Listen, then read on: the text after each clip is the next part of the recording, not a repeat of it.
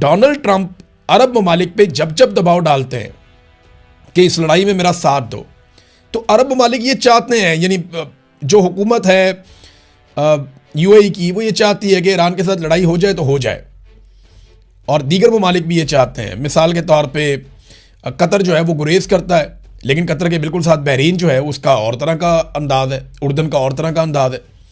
लेकिन ये सारे ममालिक ट्रंप को ये बता चुके हैं कि सऊदी अरब के बगैर हम इस लड़ाई में उतरने वाले नहीं हैं, तो आप सऊदी अरब को मनाएं।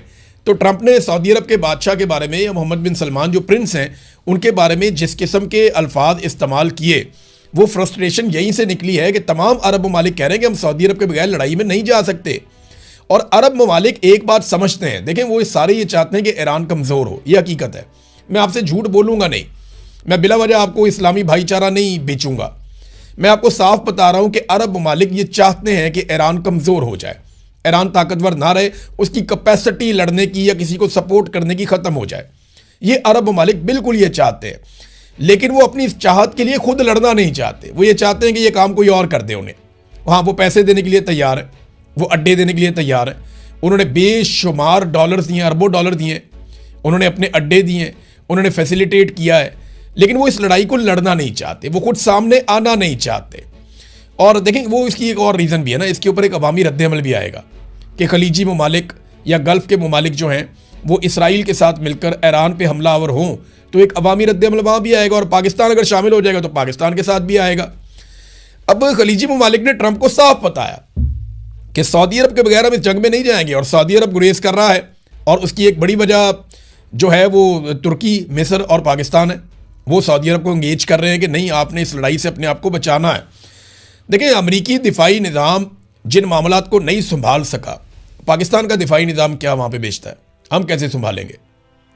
हमारे यहाँ पे इंडिया ने मिसाइल मारे थे, वो आकर गिरे थे हमारे अड्डों के ऊपर, हम उन्हें नहीं रोक पाए थे, उनके तैयारे हमने गिराए, बड़ी कामयाबी थी। लेकिन हमारा फ़िज़ाई दिफाई निज़ाम वैसा नहीं है कि हम सऊदी अरब को प्रोटेक्ट करें वहाँ जाके।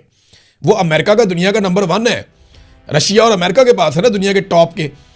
अब चाइनीज़ जो है वो तो अभी तक प्रॉपर तरीके से कभी टेस्ट ही नहीं हुए, तो इनके पास नंबर 1 है, और ये नहीं बचा सके, अमेरिका और इसराइल नहीं बचा सके अरब ममालिक को, तो फिर पाकिस्तान कैसे बचाएगा? पाकिस्तान ये कर सकता है कि जाके ईरान के ऊपर हमला कर दे।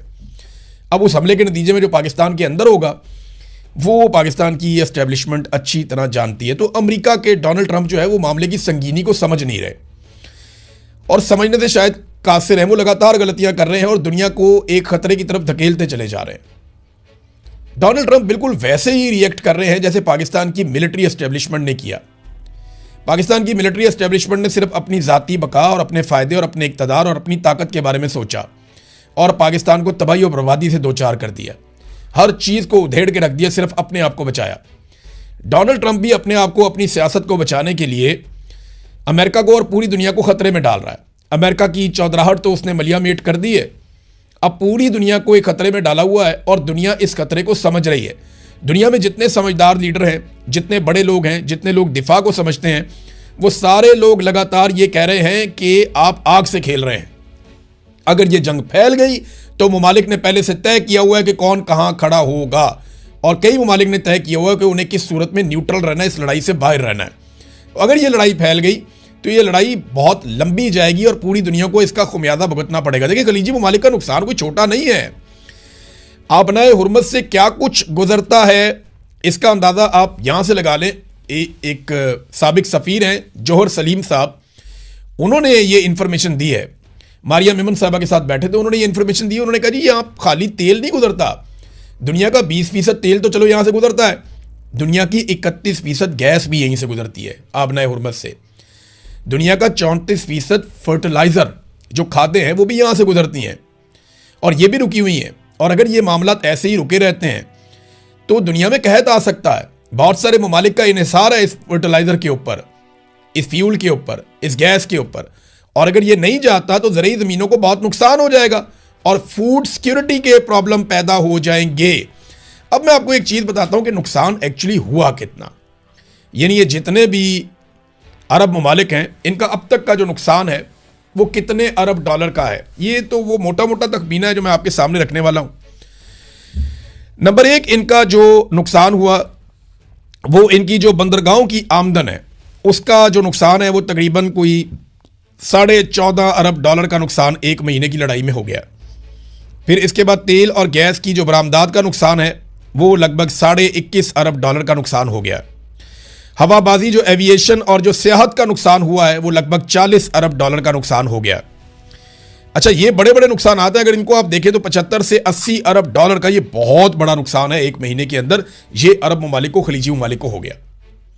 अब इसके अलावा जो उनकी गुडविल है, यानी यूएई के अंदर जिस तरह कीमतें नीचे गई हैं प्रॉपर्टी की, उनका रियल स्टेट का बहुत बड़ा बिजनेस है, लोग वहां से पैसा निकाल कर भाग रहे हैं और ये अरबों डॉलर है, ये नुकसान अलग है। यानी यूएई ने, पाकिस्तान एक गरीब मुल्क है, कमज़ोर मुल्क है, ज़्यादा पैसा पाकिस्तान से नहीं जाता, तो यूएई ने पाकिस्तान के मामले में एक बैरियर लगा दिया था कि जो ज़्यादा पैसा लेकर आए, अमीर आदमी हो, ताकतवर आदमी हो, इन्फ्लुएंशियल आदमी हो, उनके लिए वीज़े मिल रहे थे। ज़्यादातर पाकिस्तानियों के लिए उन्होंने वीज़े बंद कर दिए थे। वजूहात अलग अलग हो सकती है, कुछ वजूहात हैं ये वहाँ जाके मांगना शुरू हो जाते हैं, कुछ वजूहात हैं वहाँ जाके फ्रॉड भी करते हैं लोग, कुछ वजूहात हैं वहाँ जाके प्रॉस्टिट्यूशन और अजीबोगरीब धंधों में भी लोग अब अजीब अजीब कहानियाँ छोड़ें। लेकिन ये है कि यूएई ने बहुत सारे पाकिस्तानियों के वीज़े बंद कर दिए थे। बहुत सारे ऐसे लोग हैं जो बड़े काबिल एहतराम हैं, उन्हें वीज़े नहीं मिल रहे थे, लेकिन अचानक से यूएई ने वीज़े खोल दिए और अब पाकिस्तानियों को हैरानकुन तौर पे वीज़े मिल रहे हैं। वजह यह है कि यूएई से लोग निकल रहे हैं और वो ये चाहते हैं कि लोग यूएई के अंदर दाखिल हों, ताकि एक डाटा जारी किया जाए कि जनाब इन हालात के बावजूद बड़े पैमाने पे और बड़ी तादाद में लोग यूएई में आ रहे हैं। इसलिए एक दिन आपने देखा कि यूएई के जो बादशाह हैं वो निकले और कॉफ़ी पीने के लिए मॉल ऑफ दुबई में गए थे और जाकर उन्होंने वहाँ पे कॉफ़ी पी थी, ताकि वो ये तासुर दें कि दुबई में कुछ नहीं होने जा रहा। और उसके बाद दुबई के एयरपोर्ट के ऊपर अटैक होता है और अभी भी दुबई के ऊपर अटैक्स हो रहे हैं। डोनाल्ड ट्रंप अरब ममालिक पे जब जब दबाव डालते हैं कि इस लड़ाई में मेरा साथ दो, तो अरब ममालिक ये चाहते हैं, यानी जो हुकूमत है यूएई की, वो ये चाहती है कि ईरान के साथ लड़ाई हो जाए तो हो जाए, और दीगर ममालिक भी ये चाहते हैं। मिसाल के तौर पे कतर जो है वो गुरेज करता है, लेकिन कतर के बिल्कुल साथ बहरीन जो है उसका और तरह का अंदाज है, उर्दन का और तरह का अंदाज है।